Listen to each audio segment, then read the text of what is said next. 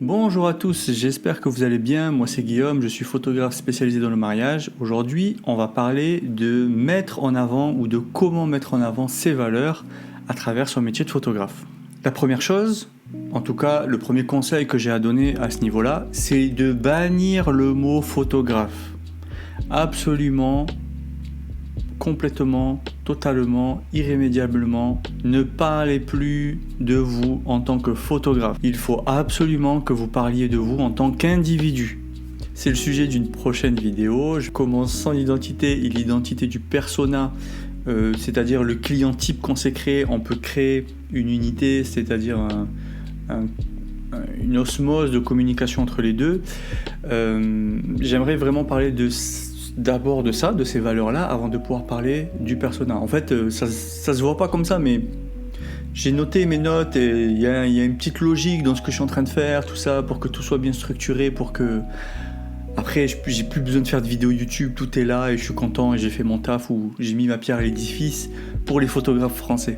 Donc, comme je disais juste avant, il faut être capable de se définir sans parler de la photo. Ça peut être par exemple quelles sont les émotions qui vous plaisent le plus. Il y en a c'est la joie, il y en a c'est le romantisme, il y en a c'est la nonchalance, il y en a c'est le calme. Mettre en avant ces sujets-là parce que c'est ça qui vous plaît. Il y a aussi les couleurs qui vous plaisent, vous pouvez en parler. Il y a aussi les lieux qui vous plaisent. Il y a... ça peut être aussi des événements qui vous parlent à vous plus qu'à d'autres. Je vous donne un exemple. Pour moi, on est en pleine période là, au moment où je tourne la vidéo, je n'aime pas Noël. J'étais vraiment dingue de Noël avant, parce qu'on se fait des cadeaux, parce que c'est un moment de fête et tout, mais en fait c'est hypocrite pour moi. Pour moi c'est un gros mensonge Noël, du coup je n'aime pas mettre en avant ce genre de choses-là. Il y a beaucoup de gens qui disent oui mais non, mais ça c'est pas important. Pour moi c'est la clé de tout, c'est-à-dire que dans mes valeurs, comme tu as pu le voir dans la dernière vidéo, moi la sincérité est fondamentale dans ma vie. Être sincère et transparent, c'est ce que j'essaye de faire au maximum avec des personnes que je côtoie.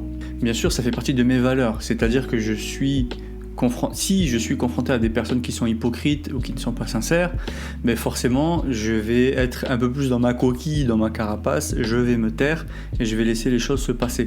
Du coup, pour transmettre mes valeurs, personnellement, il faut que je sois à l'aise, il faut que je sois confortable. Donc si tu me demandes de parler de Noël, là je suis face caméra, je suis tranquille, je peux m'exprimer, mais si tu me demandes de parler de Noël à une personne qui est fan de Noël, je vais pas forcément être très tranchant, très direct avec elle, sauf si elle me demande mon avis. Donc, mis à part l'anecdote par rapport à Noël, il faut être aussi capable de revenir à ce qui te plaisait avant, ce qui a été tes passions plus jeunes, parce que ça a défini la personne et ça a défini un peu l'identité que tu as aujourd'hui. Ça peut être le dessin, ce serait une ligne directrice, ce serait une belle continuité par rapport à la photo.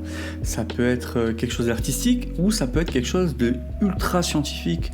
Comme j'ai une amie qui était dans la biologie, dans des hôpitaux, dans la compta ou ce genre de choses, et qui a compris en fait que c'était pas du tout son chemin et que son chemin elle était créatif. En fait, tout ça définira qui tu es, parce que ce passé par exemple qu'elle a en tant que scientifique, tout ça fait que dans le métier de photographe aujourd'hui, elle est très rigoureuse. Et la rigueur, c'est quelque chose qui est très valorisant et c'est quelque chose qui amène beaucoup de confiance auprès des clients.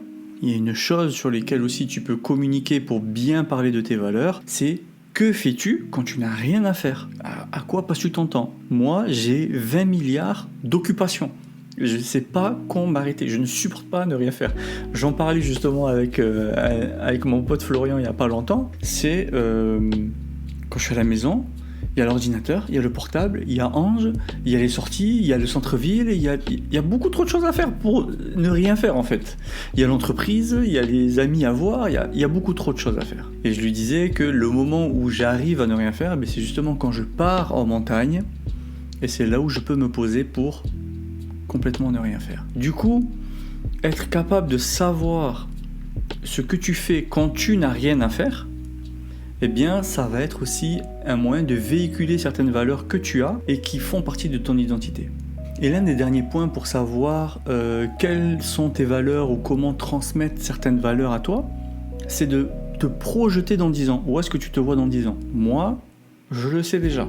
Du coup, vu que je me projette dans 10 ans, ben aujourd'hui, je parle de manière un peu plus ou moins subtile de ça. Donc, à vous de comprendre de quoi je parle. En vérité, entre la vidéo qu'on a vue avant et cette vidéo aujourd'hui, ça commence à former une entité, ça commence à former une sorte d'ombre, de silhouette de ton entreprise, de silhouette comment dirais-je, une silhouette de qui tu es tout simplement, une silhouette de ce que tu vas apporter en tant que photographe, parce que en tant que photographe, nous n'apportons pas des photos. Il faut savoir qu'en tant que photographe, nous apportons une expérience, nous apportons des valeurs et nous apportons un message.